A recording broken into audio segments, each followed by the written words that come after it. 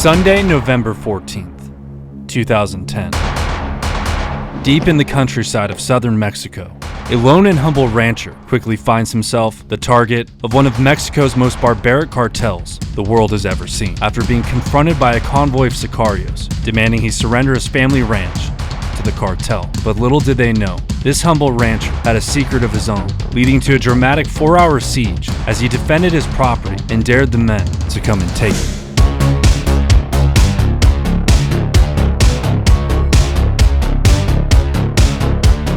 In 2010, Mexico was engulfed in a violent and brutal conflict and was considered the peak of the Mexican drug war, as cartel-related violence dramatically escalated following the aggressive anti-drug cartel campaign initiated by President Felipe Calderon, as thousands of federal troops and police officers deployed throughout the country in an effort to dismantle the powerful drug trafficking organizations that had come to dominate large swaths of the country. And the response from the cartel was not great. Immediately, cartel violence surged throughout the country, both against the law, themselves, and civilians, as cities like Ciudad Juarez became battlegrounds as the Sinaloa cartel fought for control against the Juarez cartel, resulting in the deaths of thousands. And during this war, Los Zetas quickly gained a reputation for brutality, employing tactics such as mass kidnappings, assassinations, and public displays of violence to intimidate both rivals, police, and the general populace. Their split from the Gulf Cartel ignited fierce battles in northeastern Mexico, particularly in the state of Tamaulipas. This specific rivalry contributed significantly to the overall violence in the region, such as the mass kidnapping of 72 Central American migrants by Los Zetas in San Fernando in August of 2010, where the migrants were offered an ultimatum: join the cartel's ranks or face execution. When they refused, Los Zetas brutally massacred all 72 migrants, causing the Mexican government to attempt to crack down even harder by dismantling their criminal networks and raiding their compounds. However, the opposite effect would often happen. High-profile arrests and military operations created power vacuums that incited further violence as emerging leaders and rival factions fought to fill the void, and the human toll was staggering, with tens of thousands of lives lost and many more affected by the pervasive violence and instability. Communities were torn apart, with many people forced to flee their homes to escape the violence. But those fortunate enough to live in remote areas were largely spared. That is until November 12th of 2010, as Tamaulipas native Alejo Garza Tamez noticed increased traffic of large vehicle convoys from the road outside of his rural and modest ranch.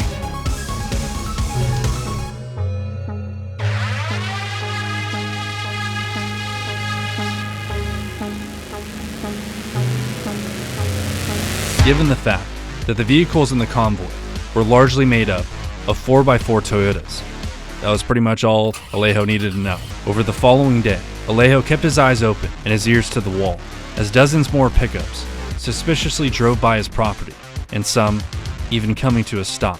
While working on his ranch, Alejo took a break and stared back, and as he approached the driver, the vehicle sped off. On the following day, on November 13th, the vehicles would approach again, but this time, 10 sicarios of Los Zetas cartel would knock on Alejo's front door. But before he opens the door, a quick word from the sponsor of today's video, Aura.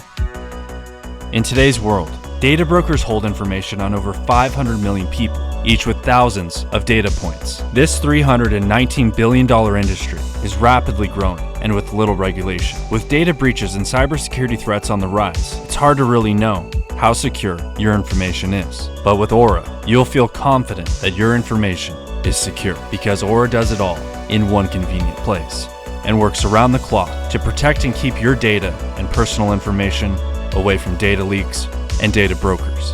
And by automatically opting out of data broker lists, Aura has significantly reduced the number of robocalls that I receive, giving me a peace of mind and helping secure my information. But that's not all they do. Aura provides comprehensive protection that includes antivirus software, a VPN for secure browsing, secure password management, identity theft insurance, and even credit monitoring, all in one single app. You don't need to manage multiple subscriptions to multiple apps on your phone. Aura consolidates everything you need into one convenient platform, saving you time, money, and storage.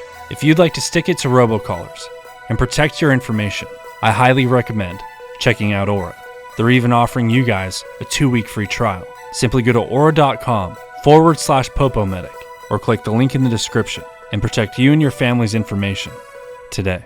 As Alejo opened the front door, the Sicarios claimed to be businessmen looking to obtain Alejo's property, but Alejo called him out on their shit, citing they only wanted his property to use it for their drug operations.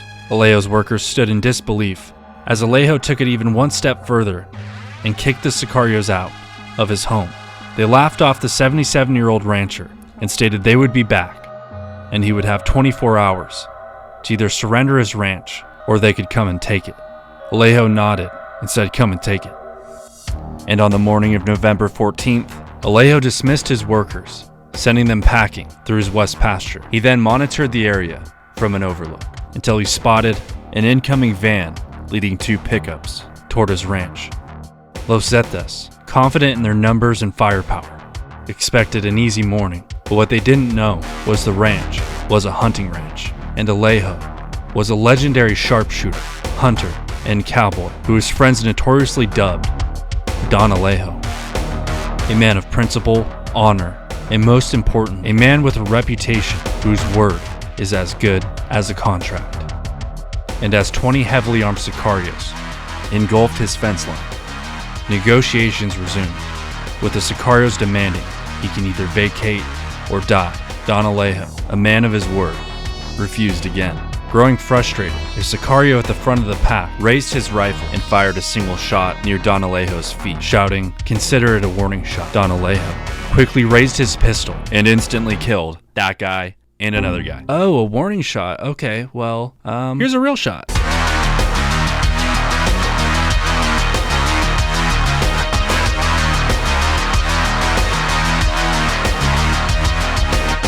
Don Alejo retreated back inside his home as the remaining cartel members froze in disbelief. While inside, he retrieved his hunting rifles and carefully placed them next to each window, where he opened fire again, sending the Sicarios scattering all throughout his property. But soon enough, the Sicarios would draw near and breach his fence line. And although accurate, Don Alejo's limited bolt action would quickly become overpowered by a barrage of automatic gunfire, causing him to frequently shift positions, moving from rifle to rifle and using his knowledge of the terrain to outmaneuver the gunmen and focus his fire on the big hitters. Then, 2 Sicarios ran straight for his front door. And as they entered inside, Don Alejo, expecting them, hid in the corner of his center-fed living room with a 12-gauge shotgun and turned them into pico de gallo. Enraged and pinned down by gunfire, cartel members outside began hurling grenades toward his home, but Don Alejo managed to steer clear of the impacts as he was frequently moving to different windows and fighting positions, causing some Sicarios to even shut down completely and remain in a hiding spot, causing the gunfire to carry on for over 4 hours with periodic lulls and bursts of gunfire from Don Alejo. Eventually, fearing the police or military were likely on their way, the remaining Sicarios fled, and Don Alejo sent rounds their way until they were no longer in sight.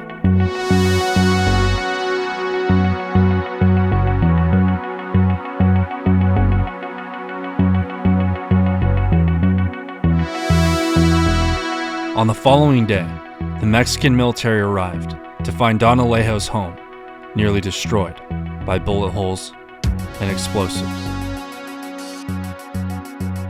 Upon their arrival, 4 dead cartel members were discovered on Don Alejo's property.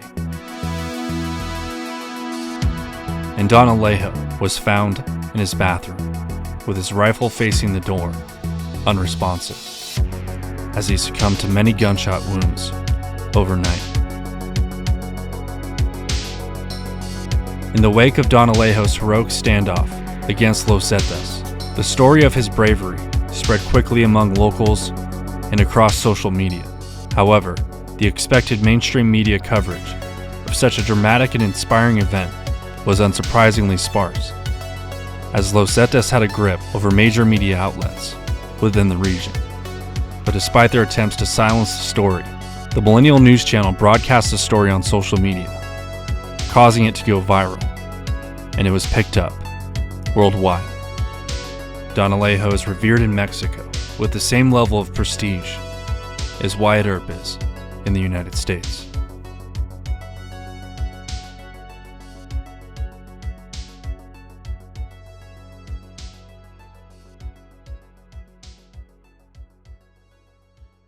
Hey guys, if you enjoyed this video, be sure to hit that subscribe button. There's a lot more mini docs in the works, and you don't want to miss them. And be sure to check me out over on Instagram as well. Thank you so much for watching, and I'll see you in the next video. Goodbye.